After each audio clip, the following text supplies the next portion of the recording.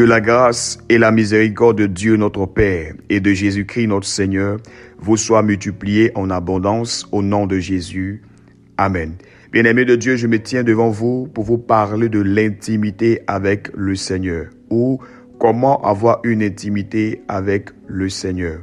Eh bien, nous jetons nos regards dans les Écritures, dans le livre de Genèse, au chapitre 1, le verset 26, qui nous dit « Puis Dieu dit, faisons l'homme à notre image, selon notre ressemblance, et qu'il domine sur les poissons de la mer, sur les oiseaux du ciel, sur le bétail, sur toute la terre et sur tous les reptiles qui rampent sur la terre.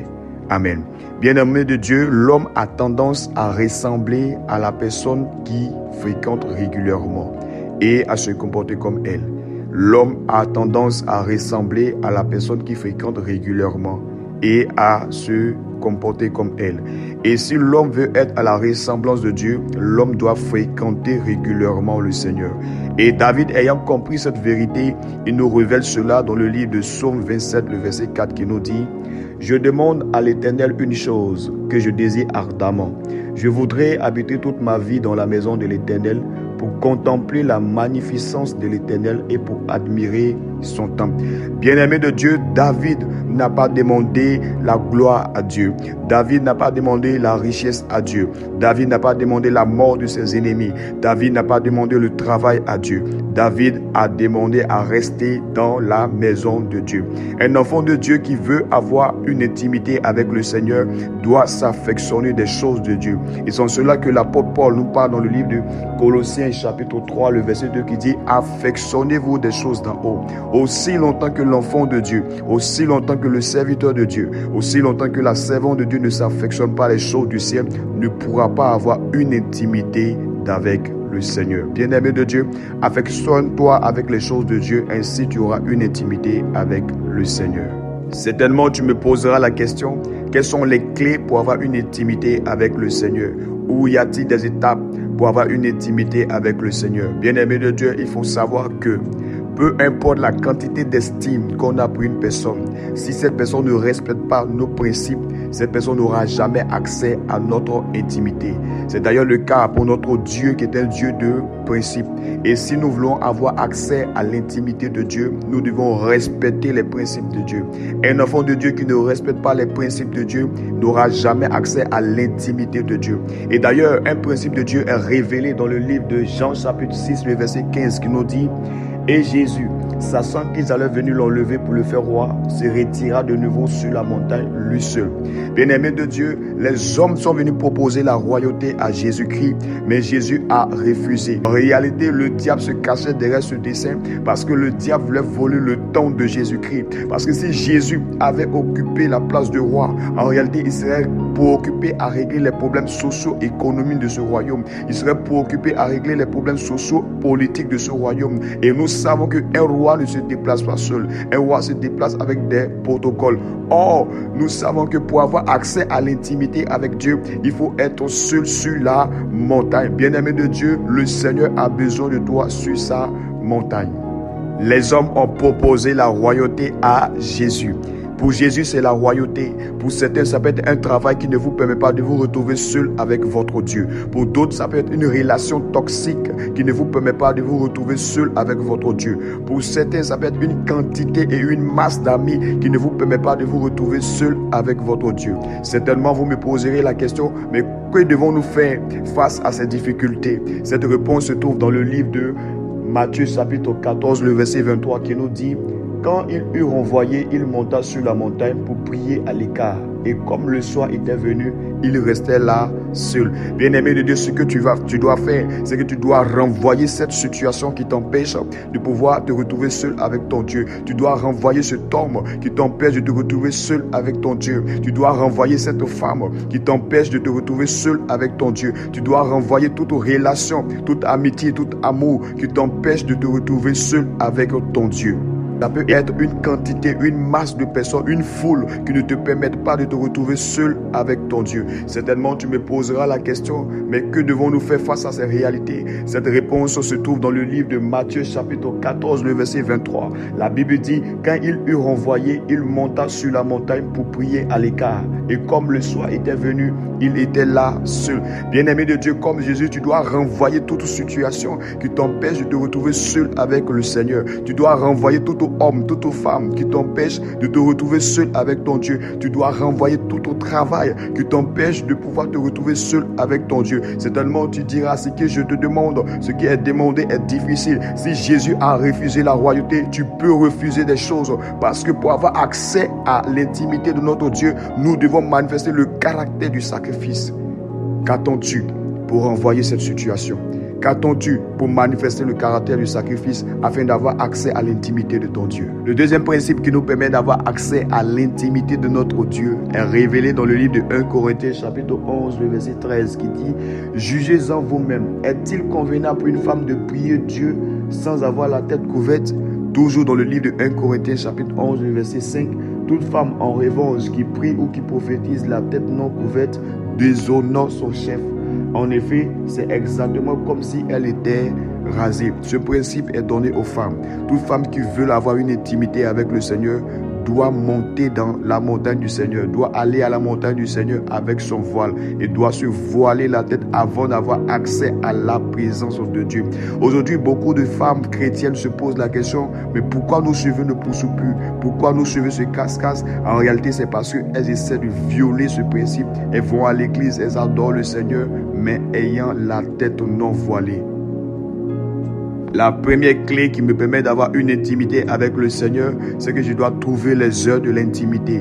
En réalité, une parole de Dieu nous est révélée dans le livre de Psaume 55, le verset 17. Dans d'autres versions, c'est le verset 18. Le soir, le matin et à midi, je soupire et je gémis et il entendra ma voix. Dans le livre de Daniel, chapitre 6, le verset 10. Lorsque Daniel sut que le décret était écrit, il se retira dans sa maison où les fenêtres de sa chambre supérieure étaient ouvertes dans la direction de Jérusalem. Et 3 fois le jour, il se mettait à genoux, il priait, louait son Dieu comme il le faisait auparavant. Bien-aimés de Dieu, la clé nous permet de pouvoir prier Dieu 3 fois le jour. C'est-à-dire le matin, nous devons trouver le temps pour avoir une intimité avec le Seigneur. À midi, nous devons trouver le temps pour avoir une intimité avec le Seigneur. Et le soir, nous devons trouver le temps pour avoir une intimité avec le Seigneur. Daniel était un homme auprès d'un roi. Daniel était un fonctionnaire d'État. Mais malgré les charges qu'il avait, il trouvait toujours l'occasion de se retirer pour prier, de se retirer pour passer du temps avec le Seigneur. Bien-aimé de Dieu, pour avoir une intimité avec le Seigneur, tu dois trouver le temps et passer 3 fois dans sa présence. La deuxième clé, c'est que tu dois trouver ta montagne. Tu dois trouver ta montagne. Nous jetons nos regards dans les Écritures, dans le livre de Marc, chapitre 6, le verset 46. Quand il eut renvoyé, il s'en alla sur la montagne pour prier. Matthieu, chapitre 17, verset 1. 6 jours après, Jésus prit avec lui Pierre, Jacques, Jean, son frère, et il les conduisit à l'écart sur une haute montagne.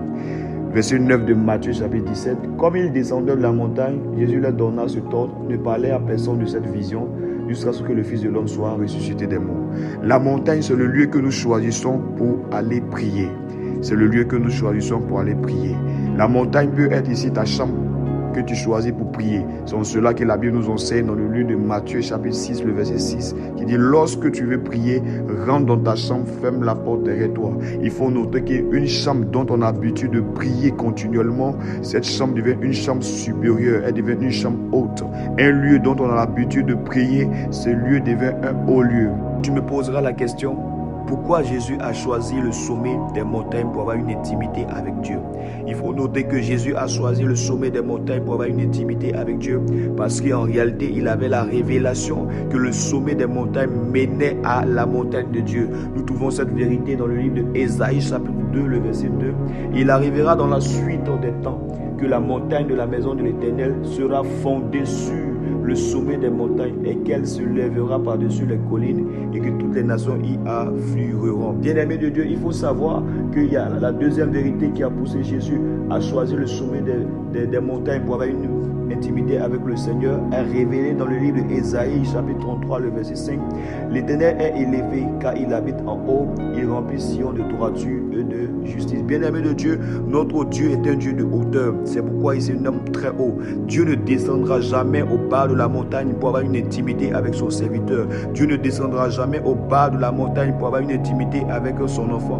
Dieu ne descendra jamais au bas de la montagne pour avoir une intimité avec sa servante. Toute personne qui veut avoir une intimité avec le Seigneur doit se rendre au sommet, de la montagne.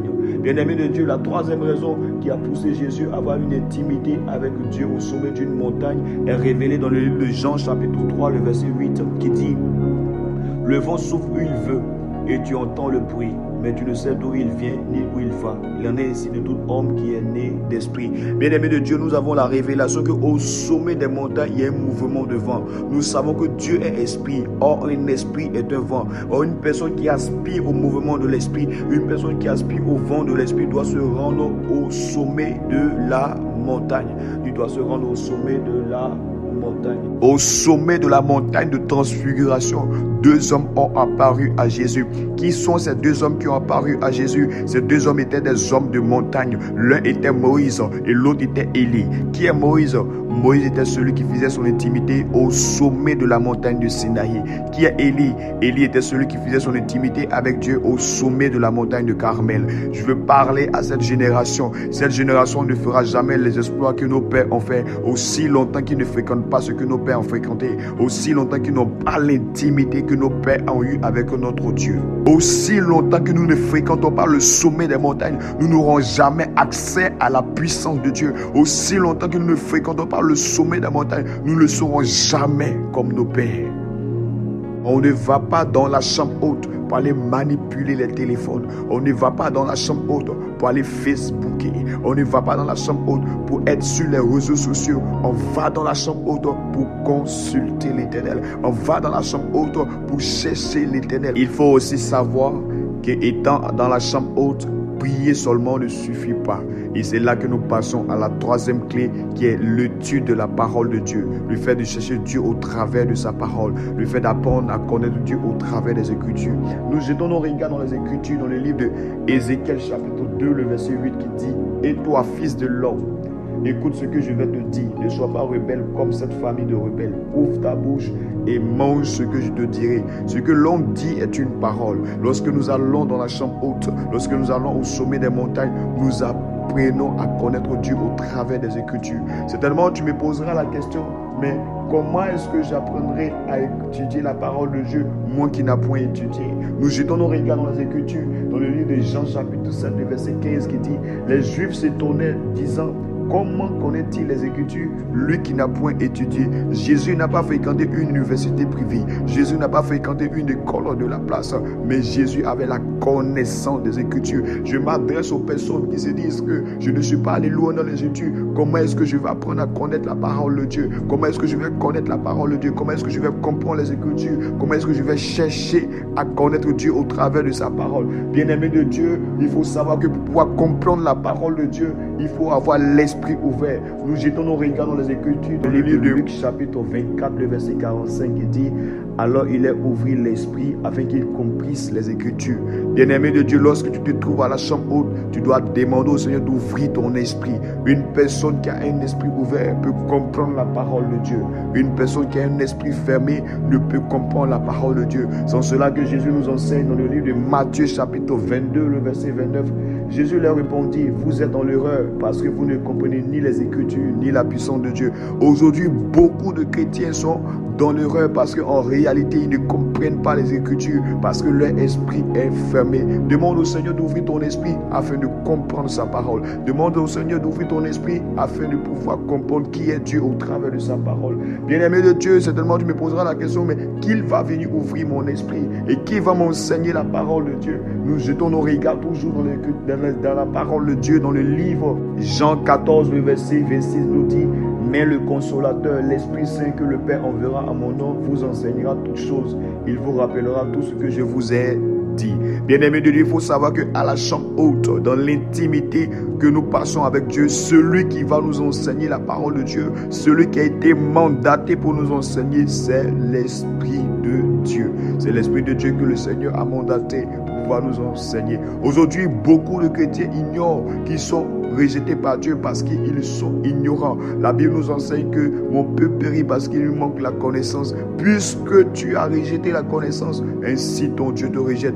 Bien-aimé de Dieu, tu dois aspirer à la connaissance. Certainement, tu me diras, mais comment la connaissance viendra? Nous trouvons cette réponse dans le livre de Proverbes chapitre 2, le verset 5 qui dit: alors tu comprendras la crainte de l'Éternel et tu trouveras la connaissance de Dieu. Celui qui va comprendre et celui qui va trouver, c'est celui qui a cherché la connaissance, c'est celui qui a cherché la sagesse de Dieu, c'est celui qui a cherché Dieu au travers des Écritures.